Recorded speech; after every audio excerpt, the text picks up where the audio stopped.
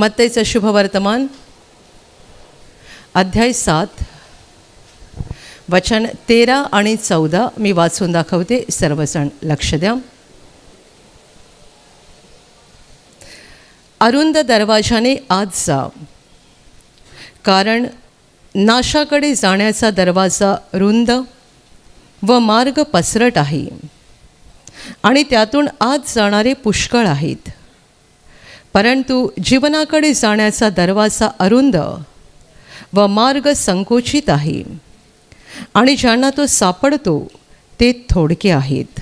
Hallelujah, hallelujah, hallelujah, hallelujah, hallelujah, hallelujah, hallelujah. माझ्या प्रिय भावांनो आणि बहिणींनो, या वचनातून प्रभू येशू फार मोलाचा सल्ला आपल्याला देत आहे. येशू म्हणत आहे, अरुंद दरवाजाने आत जा, कारण नाशाकडे जाणारा दरवाजा रुंद आणि मार्ग पसरट आहे आणि त्यातून आत जाणारे पुष्कळ आहेत. नाशाकडे जाणाऱ्या दरवाजाचं वर्णन येशू करतोय की हा दरवाजा रुंद आहे, मार्ग पसरट आहे आणि त्यातून आत जाणारे पुष्कळ आहेत. पण जीवनाकडे जाणारा जो दरवाजा आहे तो अरुंद आहे, मार्ग संकुचित आहे आणि जितक्यांना तो सापडतो ते थोडके आहेत. Hallelujah, hallelujah, hallelujah, hallelujah. माझ्या प्रिय भावांनो आणि बहिणींनो, आज रविवारचा दिवस आहे. दुपारी 3 वाजत आलेले आहेत आणि तुम्ही सगळे या ठिकाणी बसला आहात देवाची वचनं ऐकण्यासाठी. याच्या थोडा वेळ आधी तुम्ही उभे होतात, देवाची स्तुती केली, गाणी गात आहात, टाळ्या वाजवत आहात. ही जी प्रार्थना सभा सुरू आहे, या रीतीने पूर्ण महाराष्ट्रात, भारतात आणि जगभरात एकाच वेळेला अनेक ठिकाणी प्रार्थना सभा सुरू आहेत. अनेक ठिकाणी लोक येशूच्या नावाने एकत्र जमलेले आहेत, वचनं ऐकत आहेत, गात आहेत, स्तुती करत आहेत, प्रार्थना करत आहेत, देवाच्या चरणाशी आपल्या विनवण्या ठेवत आहेत. जगभरात हे आत्ता या घडीला सुरू आहे आणि याच घडीला दुसरे पण पुष्कळ प्रकार जगामध्ये सुरू आहेत. जेव्हा आपण इकडे आहोत आणि मी तुम्हाला म्हटल्याप्रमाणे पूर्ण महाराष्ट्रात, भारतात आणि जगभरात आत्ता या वेळेला अशा प्रार्थना सभा सुरू असताना जगात दुसरीकडे पुष्कळ लोक वेगवेगळ्या गोष्टीमध्ये गुंतलेले आहेत. आणि जर हिशोब केला तर पूर्ण जगाच्या लोकसंख्येतले किती टक्के लोक या घडीला देवाच्या चरणाशी आहेत आणि किती टक्के लोक जगिक आनंदात, ऐशारामात आणि व्यर्थ गोष्टीत गुंतलेले आहेत.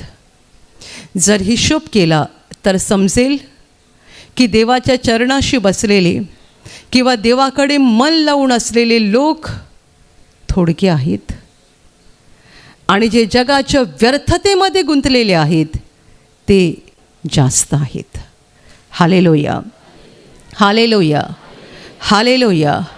कधी कधी एखादी विशेष दिवसाची प्रार्थना सभा असली, म्हणजे येशूचा जन्मदिवस असेल किंवा गुड फ्रायडे असेल किंवा अजून काही विशेष दिवस असेल, इथे जागा पुरत नाही, सगळं गच्च होते आणि बघणाऱ्यांना वाटतं केवढे लोक, केवढे लोक, केवढे लोक. बघणाऱ्यांना वाटतं केवढे लोक. पण जेव्हा तुम्ही या ठिकाणी केवढे लोक असं म्हणता ना, त्यावेळेला दुसऱ्या ठिकाणी त्याच्या कितीतरी अधिक पटीने लोक अंधारात आणि व्यर्थतेत असतात. देवाच्या उपस्थितीत देवाकडे मन लावून असलेले लोक नेहमीच जगात तुलनेने कमी असतात आणि विनाशाकडे आणि व्यर्थतेकडे जाणारे लोक जास्त असतात. याचं कारण या छोट्याशा 2 वचनात येशूने वर्णन करून दिलेलं आहे. येशू सांगत आहे, अरुंद दरवाजाने आत जा. अरुंद दरवाजा त्या दरवाजाविषयी पुढचं वर्णन आहे, त्यातला मार्ग संकुचित आहे. दरवाजा अरुंद आहे, मार्ग संकुचित आहे. दुसरा दरवाजा आहे रुंद, मोठा दरवाजा, त्यातला मार्ग पण पसरट आहे. आणि येशू स्वतः म्हणतोय की त्यातून आत जाणारे पुष्कळ आहेत. आणि हा जो जीवनाकडे जाणारा दरवाजा आहे तो अरुंद आहे, मार्ग संकुचित आहे, आणि ज्यांना तो सापडतो ते थोडके आहेत. हे येशूने 2000 वर्षांपूर्वी सांगितलं. आजपर्यंत त्याचे शब्द तसेच खरे आहेत. असं झालं नाही की जीवनाकडे अख्खं जग चाललं आहे आणि विनाशाकडे चालणारा रस्ता रिकामी झाला आहे. नाही झाला आणि होणार नाही, कारण येशूचे शब्द सर्व काळ सत्य आहेत. Hallelujah, hallelujah, hallelujah, hallelujah, hallelujah. समजा तुम्ही एका ठिकाणी जायला निघालात, एका विशिष्ट रस्त्यापर्यंत आलात आणि तिथे 2 फाटे फुटलेले आहेत, 2 फाटे, आणि तुम्हाला कळत नाही आहे आत्ता पुढे जायचं कोणत्या रस्त्याने जायचं, उजवीकडचा निवडायचा की डावीकडचा निवडायचा. आपण नेहमी काय परीक्षा करतो माहीत आहे? जास्त लोक कोणत्या रस्त्यावरून चालले. जास्त लोक, ज्या रस्त्यावरून जास्त लोक चालले तो बरोबर रस्ता आहे.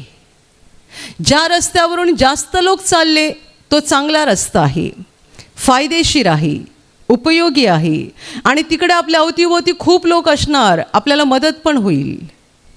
आणि असा रस्ता जो कठीण वाटतोय आणि त्या रस्त्यावरून फारसं कोणी चालताना दिसत नाही आहे, दूर दूरपर्यंत कोणतरी नजरेला पडतं, त्या रस्त्यावरून जायची हिंमत करत नाही. ज्या रस्त्यावरून पुष्कळ लोक चाललेले आहेत तो चांगला रस्ता आहे. हीच माणसाची समज आहे. अगदी याचप्रमाणे आत्मिक जीवनामध्ये झालेलं आहे.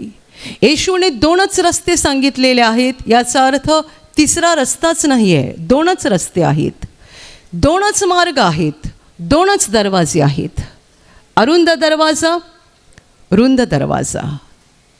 अरुंद दरवाजा आम्हाला जीवनाकडे नेतो, रुंद दरवाजा आम्हाला विनाशाकडे नेतो.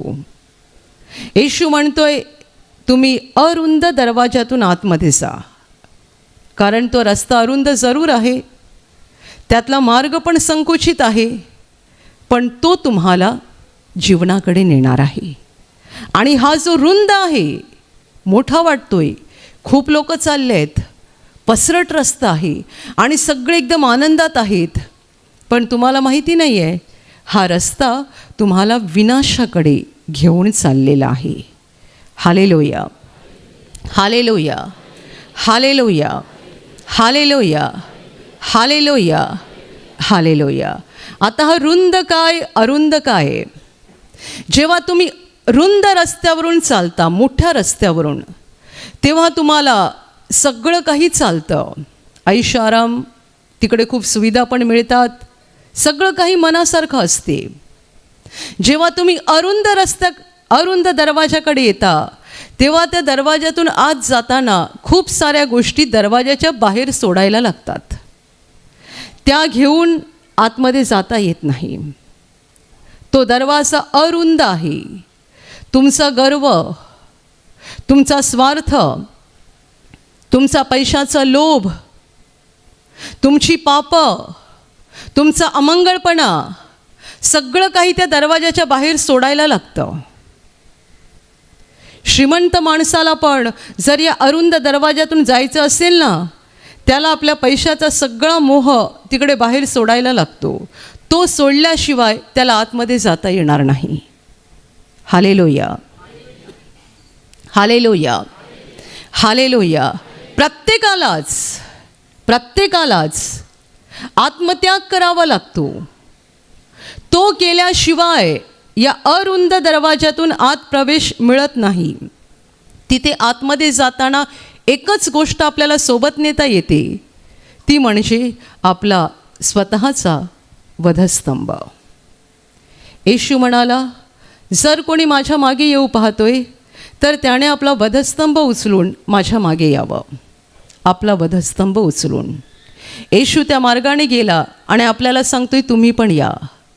तो स्वतः वधस्तंभ वाहत गेला आणि आपल्याला सांगतोय तुम्ही पण आपला वधस्तंभ घेऊन या माझ्या मागे.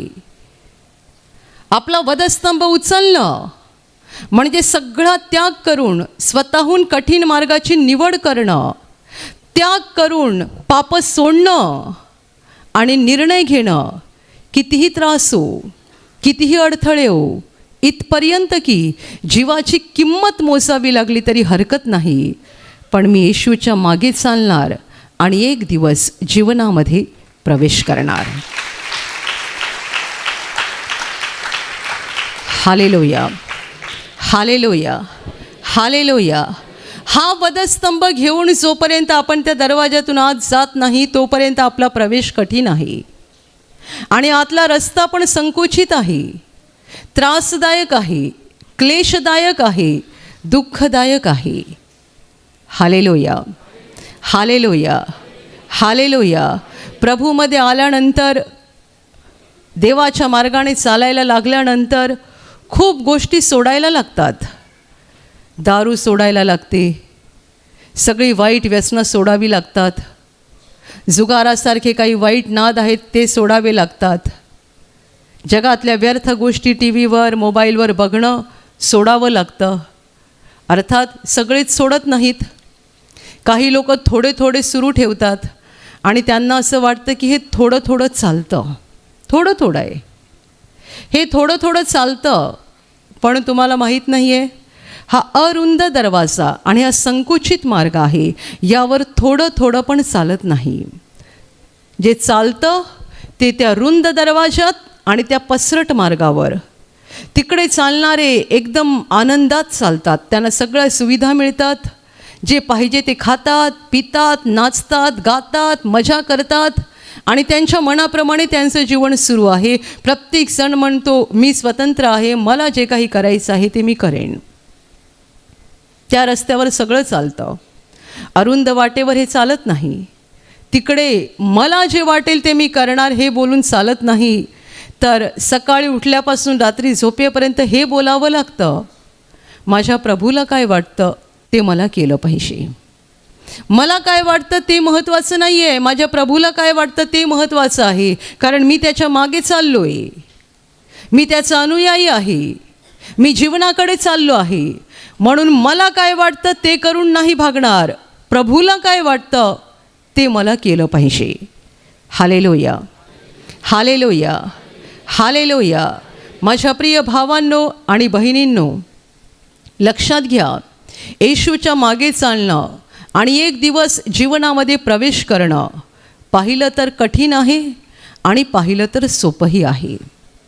हा मार्ग कठीण आहे कारण मी तुम्हाला म्हटलं की आपल्याला जगिक गोष्टींचा त्याग करावा लागतो. खरं तर गर्दीपासून आपल्याला दूर व्हावं लागतं. जिकडे सगळी गर्दी जमली आहे ना तिकडे राहायचं नाही आहे, गर्दीपासून आपल्याला लांब राहावं लागतं. त्या गर्दीमध्ये पाप आहेत, व्यभिचार आहे, चोरी आहे, लूटमार आहे आणि सगळ्या प्रकारचा अमंगळपणा आणि अशुद्धपणा आहे. त्या गर्दीतून आपल्याला बाहेर यायचं आहे. मग आपल्या आजूबाजूला कोणी असो की नसो, पण त्या गर्दीतून बाहेर येऊन अरुंद दरवाजातून आत जाऊन प्रवास करायचा आहे. तुम्हाला गाणं गाताना किती मस्त वाटतं, कोणी माझ्यासोबत येवो की न येवो. तुम्ही हिंदीत बोलता ना, कोई मेरे संग आए या ना आए. हे गायला सोपं आहे, पण आज बायको आली नाही म्हणून नवरा पण घरी राहिला, असे पण पुरुष असतील ना. आज मुलगा आला नाही म्हणून आई पण घरी राहिली, अशा पण स्त्रिया असतील ना. आणि मस्त गातात, कोई मेरे संग आए या ना आए, ना लौटूंगा ना लौटूंगा. कोणी माझ्याबरोबर येवो की न येवो, पण मी क्रूसाच्या मागे चालणार. क्रूस माझ्या समोर, जग माझ्या मागे. मी जगाबरोबर नाही चालणार, मी क्रूसाकडे बघून चालत राहणार. आपल्याला गायला खूप आनंद वाटतो आणि ते खरे बोल आहेत, अशा माणसाचे बोल आहेत जो जगला. त्याच्या डोळ्यासमोर त्याच्या विश्वासाची भली मोठी किंमत त्याला मोजावी लागली. त्याच्या बायकोला मारलं गेलं, मुलांना मारलं गेलं, पण तो प्रत्येक वेळेला बोलत गेला, ना फिरणार, ना फिरणार, नो टर्निंग बॅक. बायको मरण पावली, तो म्हणतो नो टर्निंग बॅक. मुलांना मारलं गेलं, तो म्हणतो नो टर्निंग बॅक. आणि लोक म्हणाले आता तुला पण मारणार, तो म्हणतो नो टर्निंग बॅक. शेवटपर्यंत तो म्हणाला मागे वळणार नाही, म्हणजे वळणार नाही, म्हणजे वळणार नाही. जेव्हा त्याची बायको आणि मुलं त्याच्यासमोर उभी केली आणि त्याला सांगितलं गेलं, बघ जर तू येशूला सोडलं नाहीस तर आम्ही यांना मारून टाकू. आणि तेव्हा तो माणूस बोलला होता, क्रूस माझ्या पुढे आहे, जग माझ्या मागे आहे. बायको मरण पावली, मुलं मरण पावली, तर ते कुठे जातील मला माहीत आहे. आणि ते माझ्यासोबत असो की नसोत, पण मी मात्र चालत राहणार, चालत राहणार. तुला पण आता मारणार, तो म्हणतो चालेल, पण येशूच्या मागे मी चालत राहणार. Hallelujah, hallelujah, hallelujah. आपण स्वतःच्या आत्म्यामध्ये हा बदल करणं गरजेचं आहे. जिकडे गर्दी आहे तिकडे आपल्याला राहायचं आहे. आपल्याला मामा, काका, मावशी, आपल्या माम्या सगळं आपल्याला सोबतीला पाहिजेत. ते जर देवाच्या मार्गाने चालत नाही आहेत आणि तुम्हाला ते हवे आहेत तर ते मिळतील, देव मिळणार नाही. रुंद दरवाजावर, पसरट मार्गावर हेच सुरू आहे. जगाचा घोळका आहे आणि प्रत्येकाला वाटतं माझ्या आजूबाजूला माणसं आहेत, मी सेफ आहे, आय एम सेफ. का? काका माझ्या बाजूला आहे, मामा माझ्या बाजूला आहे, भाऊ माझ्या बाजूला आहे, मी सुरक्षित आहे. जेव्हा घटका येते ना तेव्हाच त्याला कळतं की मी केवढा असुरक्षित आहे. पण ज्याने अरुंद दरवाजातून आत प्रवेश केलेला आहे तो कधी कधी घाबरतो, बाजूला कोण दिसत नाही आहे, सगळ्यांनी सोडलं मला, सगळ्यांनी सोडलं मला, कोण दिसत नाही आहे, कोण दिसत नाही, हा बोलत नाही, तो बोलत नाही, हा विचारत नाही, तो विचारत नाही, तुम्ही एकटे पडलात काय? घाबरू नका, इथे येशू तुमच्याबरोबर आहे, इथे येशू तुमच्याबरोबर आहे. तुम्ही एकटे पडलात म्हणजे तुम्ही वधस्तंभ घेऊन चालत आहात आणि हा वधस्तंभ घेऊन चालताना न दिसणारी व्यक्ती तुमच्या बरोबर आहे. येशू म्हणाला, पहा युगाच्या अंतापर्यंत मी सर्व दिवस तुमच्या बरोबर आहे. Hallelujah, hallelujah, hallelujah. माझ्या प्रिय भावांनो आणि बहिणींनो, येशूवर विश्वास ठेवून जीवन जगणं म्हणजे अरुंद दरवाजातून आत प्रवेश करणं. आणि मी तुम्हाला म्हटल्याप्रमाणे त्यात आत प्रवेश करण्याच्या आधी आपल्याला सगळी घाण बाहेर सोडायला लागते. आपला गर्व, आपला स्वार्थ, कुणाला पैशाचा भारी गर्व आहे, कुणाला शिक्षणाचा गर्व आहे, कुणाला आपल्या सौंदर्याचा गर्व आहे आणि खूप काही जगिक गोष्टी आपल्याकडे आहेत, सगळ्या त्या बाहेर सोडाव्या लागतात. तेव्हा त्या दरवाजातून आत प्रवेश करता येतो. ब्रदर म्हणायचे, मी प्रभूला म्हटलं अमुक माणसाला तू सामर्थ्य दिलं, तो फक्त 10वी शिकला आहे, 10वी मॅट्रिक पास व्यक्तीला तू जर एवढं सामर्थ्य दिलं, मी चार्टर्ड अकाउंटंट आहे, मला केवढं मोठं सामर्थ्य देशील सांग. एक 10वी पास माणूस लोकांच्या डोक्यावर हात ठेवतो आणि लोक पडतात, बरे होतात, भूतं निघून जातात. ब्रदर डोळ्यांनी बघत होते आणि ब्रदर म्हणाले, मी देवाला म्हटलं मला अजून मोठं सामर्थ्य दे, कारण मी चार्टर्ड अकाउंटंट आहे. तेव्हा प्रभू त्यांना म्हणाला, तुझी डिग्री बाजूला ठेव, मी तुझ्या डिग्रीला भाळत नाही आहे. मी डिग्री बघून सामर्थ्य देत नाही, मी हृदय बघून सामर्थ्य देतो. ब्रदर जे स्वतः चार्टर्ड अकाउंटंट होते ते अशा भाषेत बोलायचे, प्रभू म्हणाला तुझी डिग्री कचऱ्याच्या पेटीत टाक, मला त्याची गरज नाही आहे. ती डिग्री बाजूला करून स्वतःला नम्र कर, मला एका नम्र व्यक्तीची गरज आहे. तू जेव्हा तसा बनशील तेव्हा मी तुला स्वर्गीय सामर्थ्याने भरून काढीन. आणि ब्रदर म्हणायचे सुद्धा, सुरुवातीला मला माझ्या शिक्षणाचा खूप गर्व होता, मी फार शिकलेलो आहे असं मला वाटायचं आणि गर्व होता, परंतु प्रभूमध्ये आल्यानंतर हळूहळू हळू हा गर्व देवाने काढून टाकला. मी स्वतःला नम्र केलं या अरुंद दरवाजातून आत प्रवेश करणं एवढी सोपी गोष्ट नसते. काही लोक इकडे येतात प्रार्थनेला आणि म्हणतात इकडे ना यायचं म्हणजे खूप त्रास आहे. पहिली गोष्ट, इथे पोचायला किती वाहनं बदलावी लागतात, किती त्रास होतो. दुसरी गोष्ट, इथे आतमध्ये एअर कंडिशन नाही आहे. आता एअर कंडिशन सोडा, पंखे पण नाही आहेत. मला माहीत आहे की तुम्हाला गरम होत आहे, पण बरं आहे, त्यामुळे तुम्हाला गाढ झोप नाही लागणार. तुमच्या अंगातली गरमी तरी तुम्हाला जागं ठेवील. Hallelujah, hallelujah. कोणाला गरमी होते म्हणून ते प्रार्थनेला येत नाहीत. कोणाला पुष्कळ वाहनं बदलून इथे यावं लागते म्हणून ते प्रार्थनेला येत नाहीत. आणि खूप लोकांना असं वाटतं प्रार्थनेला जाण्यासाठी एवढा त्रास आणि एवढी दगदग कशाला घ्यायची. प्रार्थनेला जाण्यासाठी एवढा त्रास, एवढी दगदग कशाला घ्यायची. Hallelujah, hallelujah, hallelujah.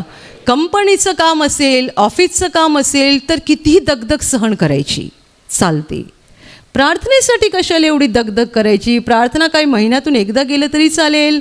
यूट्यूबवर बघायला वाटली तर यूट्यूबवर बघायची. प्रार्थना एवढी काय भारी गोष्ट आहे, त्याच्यासाठी एवढी दगदग कशाला सोसायची. पण कंपनीचं काम आहे, ऑफिसचं काम आहे, तिकडे जीवापाड मेहनत घ्यायची आणि दगदग सोसायची का. त्याच्यातून पैसा मिळतो ना, पैसा. म्हणजे शेवटी तुम्ही जाऊन कुठे थांबताय, पैशाकडेच. जगात लोक जे काही करतात, जे काही, त्याला ते मोठी मोठी नावं देतात, करिअर काय बोलतात आणि काय काय नावं देतात, पण त्यांचा ब्रेक कुठे असतो माहीत आहे. फुल स्टॉप, पैशाकडे. बस पैसा, त्यांना पैसा पाहिजे. Hallelujah, hallelujah, hallelujah. धो धो पाऊस पडत असेल आणि तुम्ही जर प्रार्थनेला यायला निघालात तर किती लोक तुम्हाला ओरडतील, काय वेडा झालास का, वेडी झालीस का, कशाला एवढ्या पावसात प्रार्थनेला जायला पाहिजे. पण तुम्ही जर सांगितलं नाही ऑफिसला, हां जा जा जा, ऑफिसला गेलं पाहिजे, ऑफिसला वेळेवर हजर राहा, कंपनीत वेळेवर हजर राहा. प्रार्थनेला वेडा झालास, एवढ्या उन्हामध्ये जायची काय गरज आहे. नंतर जा, ऊन कमी होतील, वातावरण थंड होईल, शांत होईल, तेव्हा जा. पावसाळ्यात पाऊस पडतो म्हणून लोक प्रार्थनेला येत नाहीत. थंडीमध्ये थंडी फार पडते म्हणून काही लोक येत नाहीत. काही जण म्हणतात आम्हाला निवासी शिबिर करायचं होतं पण इकडे थंडी फार असते ना. म्हटलं पावसाळ्यात तुम्हाला पाऊस बुडवतो, हिवाळ्यात थंडी तुम्हाला कडक करते, उन्हाळ्यामध्ये गरमी तुम्हाला सोसवत नाही. आता चौथा ऋतूच अस्तित्वात नाही आहे जेव्हा तुम्ही देवाच्या घरात पोहोचू शकाल. बऱ्या बोलाने सुधारला नाहीत तर तुमच्यासाठी तो नरकाचा सार्वकालिक अग्नी आहे. Hallelujah, hallelujah, hallelujah, hallelujah. अरुंद दरवाजा कठीण आहे. खूप लोकांना वाटतं आम्ही हालेलुया बोललो, प्रार्थना केली म्हणजे झालं. तेवढ्याने होत नाही. नुसतं हालेलुया बोलून कोणी अरुंद दरवाजातून आत जात नाही. नुसतं येशू येशू बोलून कोणी अरुंद दरवाजातून आत जात नाही. येशू म्हणाला तुम्ही मला प्रभूजी प्रभूजी म्हणता पण मी जे सांगतो ते तुम्ही का करत नाही. याचा अर्थ येशूच्या काळात पण त्याच्या पुढे एवढी मोठी गर्दी होती जे येशूला प्रभूजी प्रभूजी करत होते पण येशूचे शब्द मनावर घेत नव्हते आणि त्याप्रमाणे वागत नव्हते. आजपर्यंत तेच सुरू आहे. माझ्या प्रिय भावांनो आणि बहिणींनो, आपल्यापैकी प्रत्येकाला स्वतःमध्ये प्रामाणिकपणे हा बदल केला पाहिजे आणि हा शोध घेतला पाहिजे. मी अरुंद दरवाजातून आत प्रवेश केला आहे का. तुम्ही जर गर्व सोडला नाही आहे, अजून पण स्वतःला शहाणे समजताय, अजून पण मिरवताय, अजून पण जगाच्या व्यर्थ गोष्टीच्या मागे आहात, तर लक्षात ठेवा तुम्ही या अरुंद दरवाजातून प्रवेश केला नाही आहे आणि या संकुचित रस्त्यावरून तुमचा प्रवास सुरू झाला नाही. कधी कधी काही लोक अरुंद दरवाजातून प्रवेश करतात, प्रवास पण सुरू करतात, पण समोरून वाघ आला की घाबरून पळतात मागे. वाघ म्हणजे काय, संकट. संकट दिसलं की मागे पळतात. नको बाबा, आपला तो जुना रस्ता बरा आहे, तिकडे खूप माणसं आहेत आपल्या मदतीला, आजूबाजूला खूप जण आहेत, इकडे कोणच नाही आहे. Hallelujah, hallelujah, hallelujah, hallelujah. माझ्या प्रिय भावांनो आणि बहिणींनो, भारतातले देवाचे फार मोठे सेवक पी.जी. वर्गीस यांनी सांगितलेली सत्य घटना आहे. जेव्हा त्यांना एका दुर्गम भागामध्ये येशूचं नाव घेऊन जायचं होतं, दुर्गम जो भाग त्यांना दिसत होता पहाडावरचा, पण तिकडे जाण्यासाठी रस्ता नव्हता. आणि त्यांच्या हृदयामध्ये त्या लोकांविषयी एवढी कळकळ निर्माण झाली होती की त्या लोकांना सुवार्ता कळायला पाहिजे, त्यांना प्रकाश मिळायला पाहिजे, त्यांचं तारण व्हायला पाहिजे, एवढी कळकळ त्यांच्या मनात निर्माण झाली होती. पण तिकडे जायला मार्ग नव्हता, रस्ता नव्हता. ते लोक जगाशी संपर्क नसलेले लोक होते, तिकडे कोणी जात येत नसे. पी.जी. वर्गीस यांनी प्रयत्न केला, शोध घेतला आणि त्यांना कळालं की तिकडे पोचायचा एकमेव मार्ग एका घनदाट जंगलातून आणि त्यातही गुहेतून जायचं आहे, त्याशिवाय तिकडे जाता येणार नाही. घनदाट जंगल आणि त्यातही गुहा, आणि अशा ठिकाणाहून पार केल्यावरच त्या डोंगरावर त्या लोकांपर्यंत पोहोचता येईल. तुम्हाला माहीत आहे, त्यांनी निर्णय घेतला तिकडे जाण्याचा. आणि ते म्हणाले, मी जेव्हा जायला निघालो आणि मी त्या घनदाट जंगलात आतमध्ये पोहोचलो, मी इतका घाबरलो, मी एकटा होतो, सोबतीला कोणी नव्हतं आणि मला भीती वाटायला लागली. पण मी प्रभूचं नाव घेत घेत पुढे जात होतो. इतक्यात मला माझ्या बाजूला कोणाचे तरी पाय दिसायला लागले आणि मला खूप धीर आला आणि मला पूर्ण जाणवलं, येशू माझ्या बाजूने चालत आहे.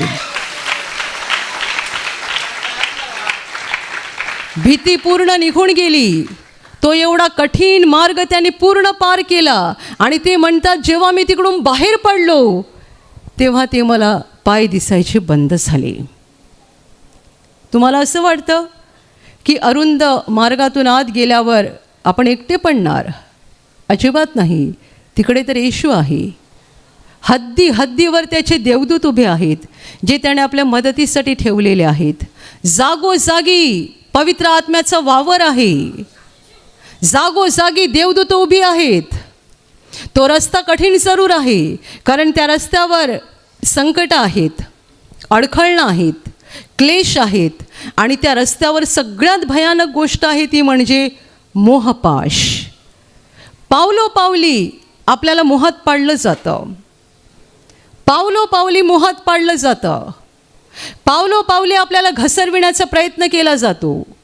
ते असतात सैतानाचे दूत आणि त्यांना या अरुंद दरवाजातल्या आतमध्ये चालणाऱ्या लोकांना मोहात पाडायची परवानगी मिळते. ते तिकडे जागोजागी उभे असतात आणि जागोजागी मोह आणतात आपल्यावरती. इथे नाही पडला तर पुढे जाऊन पडेल, तिथे नाही पडला तर पुढे जाऊन पडेल. आपल्या जीवनात एकदा मोह आला आणि आपण त्या मोहावर विजय मिळवला म्हणजे समजू नका, झालं, संपलं, आम्ही विजयी झालो. खूप परीक्षा बाकी आहेत. हा जो रस्ता आहे, या रस्त्यावर जागोजागी मोह ठेवलेले आहेत आणि आपल्या परीक्षा सुरू असतात. परंतु चालणाऱ्या व्यक्तीला माहिती पाहिजे, हे जे मोह रस्त्यात आहेत आणि हे जे अडथळे आहेत, ही जी अडखळणं आहेत, त्याकडे दुर्लक्ष करायला पाहिजे. कारण याच रस्त्यावर देवाचा पवित्र आत्मा काम करत आहे. याच रस्त्यावर देवाचे देवदूत पण जागोजागी उभे आहेत.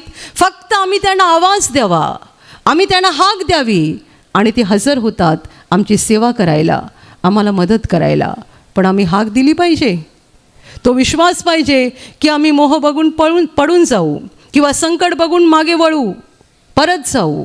खूप लोकांच्या बाबतीत होतं, एकतर ते मोहपाशात पडतात किंवा संकट बघून मागे वळतात. त्यांना हे समजत नाही की या रस्त्यावर देवदूत आहेत, या रस्त्यावर देवाच्या पवित्र आत्म्याचा वावर आहे. आणि हा रस्ता जरी कठीण, खडकाळीचा, काट्याकुट्यांचा दिसला तरी या रस्त्यावर देवाचं संपूर्ण नियंत्रण आहे. Hallelujah, hallelujah, hallelujah, hallelujah. जेव्हा आपल्याला वाटतं ना संपलं संपलं संपलं, सगळं संपलं, तेव्हाच कुठून तरी देव आपल्याला हात देतो आणि पुन्हा उभा करतो. परंतु माझ्या प्रिय भावांनो आणि बहिणींनो, त्यासाठी विश्वासात खंबीर होणं गरजेचं आहे आणि पूर्ण निर्धार करून या कठीण रस्त्यावरून पुढे जाणं गरजेचं आहे. येशू म्हणाला, जितक्यांना तो सापडतो तितके थोडके आहेत. जितक्यांना तो सापडतो तितके थोडके आहेत. ज्यांना हा जीवनाचा रस्ता मिळाला ते धन्य लोक आहेत, कारण सगळ्यांना मिळत नाही. अनेक जण दुर्लक्ष करतात. म्हणून मी तुम्हाला म्हटलं की तुम्ही जर हिशोब केला, हिशोब, आजच्या घडीला देवाच्या चरणाकडे किती लोक बसलेले आहेत संपूर्ण जगात. जगात जे करोडो लोक आहेत, सगळ्यांचा हिशोब केला तर समजेल की थोडेच लोक आहेत ज्यांची मनं देवाकडे लागली आहेत, आणि खूप जास्त लोक आहेत जे विनाशाच्या मार्गाला चाललेले आहेत. त्यातले असेही काही लोक आहेत जे या अरुंद रस्त्याकडे आले पण होते. त्यांनी बघितलं आणि माघार घेतली आणि परत गेले. Hallelujah, hallelujah, hallelujah, hallelujah. अरुंद दरवाजाने आत जा, कारण हा दरवाजा जीवनाकडे नेत आहे. प्रभू येशूने दाखवलेला हा दरवाजा आहे. माझ्या प्रिय भावांनो आणि बहिणींनो, स्वतःमध्ये प्रामाणिकपणे बदल करा, प्रामाणिकपणे बदल करा. फक्त आम्ही प्रार्थना केली, आम्ही रोजचं ठराविक बायबल वाचन केलं म्हणजे पुरे झालं असं नाही. देव क्षणाक्षणाला आमच्याकडे बघतो आणि क्षणाक्षणाला आमची परीक्षा होत असते की आम्ही या रस्त्यावरून कशा रीतीने पुढे जात आहोत. आम्ही यशस्वीपणे जात आहोत की आम्ही सारखे पडत आहोत, की आम्ही संकट बघून मागे पळून जाणार आहोत. तसं जर आम्ही केलं तर आम्ही या जीवनाच्या रस्त्यावर येऊन सुद्धा काही फायदा होणार नाही, कारण आम्ही माघार घेतली. अरुंद दरवाजाने आत जा. तिथला रस्ता पण संकुचित आहे, पण जितक्यांना तो सापडतो तितके थोडके आहेत. देवाने आपल्यावर दया केलेली आहे. ही देवाची दया व्यर्थ जाऊ देऊ नका. स्वार्थ सोडा, अहंकार सोडा, जीवनातली अशुद्धता, अमंगळपणा, सगळ्या वाईट गोष्टी आणि मनाचा वाकडेपणा काढून टाका. हृदयाचा कठोरपणा सोडून द्या. अरुंद दरवाजाने आत प्रवेश करा आणि या कठीण मार्गाने चालत राहा. निर्धार करून चाला. देव तुम्हाला मदत करेल, सोडणार नाही, टाकणार नाही, आणि हा रस्ता एक दिवस आपल्याला जीवनामध्ये नेऊन पोहोचवेल. Hallelujah, hallelujah, hallelujah, hallelujah. ताई, तुम्हाला काय झालं होतं? मी वयाच्या 10व्या वर्षापासून तपकिरीचं व्यसन करत होती. दिवसातनं 2 वेळा किती प्रयत्न केले पण ते सुटत नव्हतं. तर 35 वर्षाच्या व्यसनातून प्रभू येशूने मला वचनाच्याद्वारे चंगाई दिली, म्हणून मी प्रभू येशूला धन्यवाद देते. तुम्ही म्हणतात तपकिरी म्हणजे मिसरी लावायचे, हां, आणि वयाच्या 10व्या वर्षात जेव्हा तुम्ही 10 वर्षाचे होते तेव्हापासून लावत होते? पसंत लावत होते. आता तुमचं वय किती आहे? आता वय माझे 44 आहे. 44. आणि 10व्या वर्षा म्हणजे जवळजवळ 34-35 वर्ष झाले तुम्ही रोज लावायचे? रोज लावायचे. म्हणजे एखाद दिवस कधी सुटलं की असं नेहमी? नाही, नेहमीच लावायचे मी ते.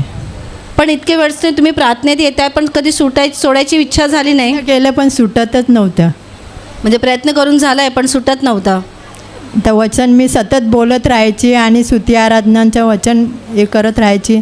त्याद्वारे प्रभूने आता 5 महिने झाले मी बिलकुल त्या वस्तूला शिवत नाही. आता मस्त्री लावत नाही. नाही, प्रभूने इतक्या वर्षाच्या व्यसनातून मुक्त केलं आहे. ते केले म्हणून मी प्रभूला धन्यवाद देते.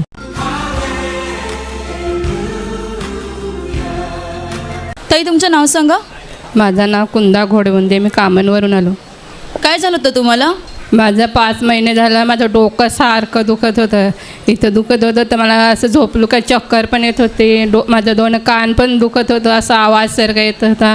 असं वाटत होतं का आता मी बहिरी होऊन काय असं. पण मी सतत प्रार्थनाला येत राहिलो, प्रार्थना घेत राहिलो, वचन वाचत राहिलो असं म्हणजे देवाचं. मग आता 2 महिने झाला मी चांगले झालो. मी परमेश्वराला धन्यवाद देतो. म्हणजे सतत जे तुम्हाला एकसारखं डोकं दुखायचं आणि तुमचे दोन्ही कानातून पण असं विचित्र आवाज तुम्हाला ऐकू येत होतं, आवाज पण येत होतं. आणि पण सतत प्रार्थनेला येत राहिल्याने तुमची ही समस्या पूर्णपणे निघून गेली. पूर्ण पण तर डोकं दुखत नाही, तुम्हाला विचित्र आवाज पण येत नाही. कायच नाही म्हणजे होतं.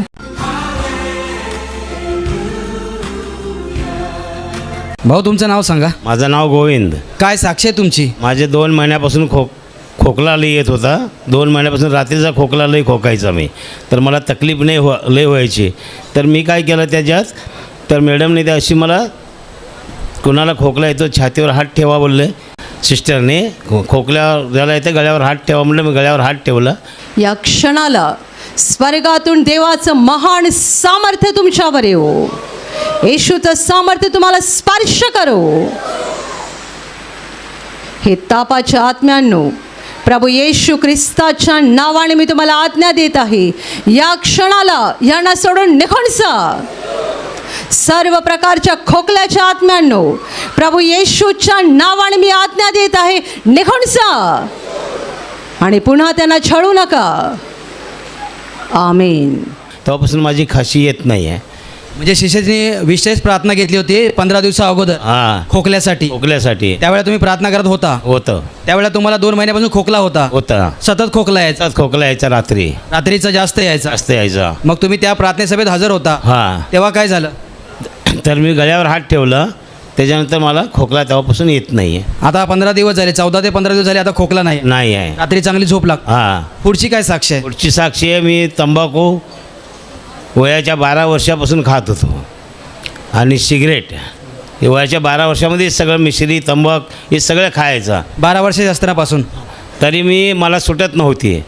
तर आता मी प्रार्थना करत राहायचा, मला प्रभू केव्हा देईल तेव्हा मग सुटका. तरी मला 1 वर्ष झालं, मी घाबरायचा. मी आणि एखादा जर साक्षी दिली खोटी होईल माझी, बाहेर जाऊन आणि नशा करेन, म्हणून मी साक्षी देत नव्हतो. आता 1 वर्ष झालं मला ह्यातनं मुक्त झालेलं आहे. मला निशा येत नाही आहे, म्हणून मी प्रभूला साक्षी देत आहे. भाऊ, तुम्ही सांगताय तुमचं वयाच्या 12 वर्षापर्यंत तुम्हाला ही व्यसन होती. व्यसन होती. म्हणजे आता तुमचं वय काय? 75. 75 म्हणजे ते 60 वर्ष तरी पकडा. 60 ते 63 वर्षापासून तुम्हाला तंबाखू, सिगरेट आणि मिश्रीचं व्यसन होतं. सतत लागायची. तर मला 2 मिनटं पण सबर नाही व्हायचं. सिगरेटसारखं पाकिट खिशात राहायचे. सिगरेटची पाकिटच्या पाकिट तुमच्या खिशात असायचे. सिगरेट तुम्ही ओढायचे, तंबाखू म्हणून खायचे, मिश्री पण लावायचे. प्रार्थनेत कधीपासून होते? किती वर्ष झाले? हे 2011ला येत होतो. म्हणजे 2011 पासून ब्रदर असतानापासून तुम्ही प्रार्थनेला यायचे, सुटत नव्हती मला. तरी पण सुटत नव्हती. म्हणजे प्रार्थनेत यायचे तरी पण तुम्ही सिगरेट पियायचे. सिगरेट बाहेर मी कधी जाईन तंबाखू खाईन, कधी जाईन सिगरेट पिईन, प्रार्थना कधी संपते आणि मी कधी बाहेर जाईन असं मला व्हायचं. एवढं तुमचं व्यसन तुम्हाला होतं. म्हणजे इथं सांगायचे तंबाखू सोडा, म्हणजे समर्पण करा, शिबिर पण त्यामध्ये तुम्ही केली तरी पण सुटत नव्हती. नव्हती. शिबिर केली तरी पण मला कधी मी बाहेर जाईन मला असं व्हायचं. एवढं तुम्हाला तलब यायची. हां, म्हणजे शिबिर करून सुद्धा ते सुटत नव्हतं. नव्हतं. मग 1 वर्षापूर्वी असं काय झालं की हे सगळे व्यसन सुटली? यशनं सुटली. म्हणजे मी अजूनही पण मी घाबरत होतो द्यायला, की मला आणि मध्ये कुठं तर खोटी माझी साक्षी होईल आणि मी सिगरेट पिलो, तंबाखू खाल्लो, काय झालं तर माझं आणि देवाला खोटं बोललो. म्हणून आता 1 वर्ष झालं मला त्यातनं मुक्त केलं. म्हणजे 1 वर्षापूर्वी देवाची दया तुमच्यावर झाली आहे. आता 1 वर्ष झाले बिलकुल नाही. बिलकुल नाही आहे. आणि प्रभूनं तुम्हाला त्या खोकल्यातून पण बरं केलं. सगळ्यातनं बरं केलं.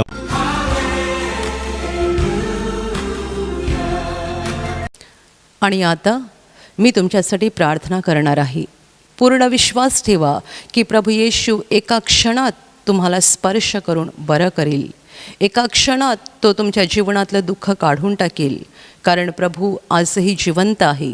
2000 वर्षांपूर्वी तो देहरूपात या जगात होता. आज देहरूपात नाही आहे, पण आत्म्याच्या रूपाने आहे. आणि जिथे जिथे लोक त्याच्यावर विश्वास ठेवतात आणि विश्वासाने त्याला हाक मारतात, तिकडे तिकडे तो त्यांच्या अगदी जवळ असतो. त्यांना बरं करायला, त्यांना आनंदित करायला आणि त्यांना सैतानाच्या हातातून सोडवायला तो नेहमीच तयार असतो. म्हणून विश्वास ठेवा, प्रभू इथे आहे. तो तुम्हाला स्पर्श करेल आणि तुमचं जीवन बदलून टाकेल. जिथे तुम्हाला आजार आहे तिथे विश्वासाने हात ठेवा आणि तिथे हात ठेवणं शक्य नसेल तर छातीवर हात ठेवा.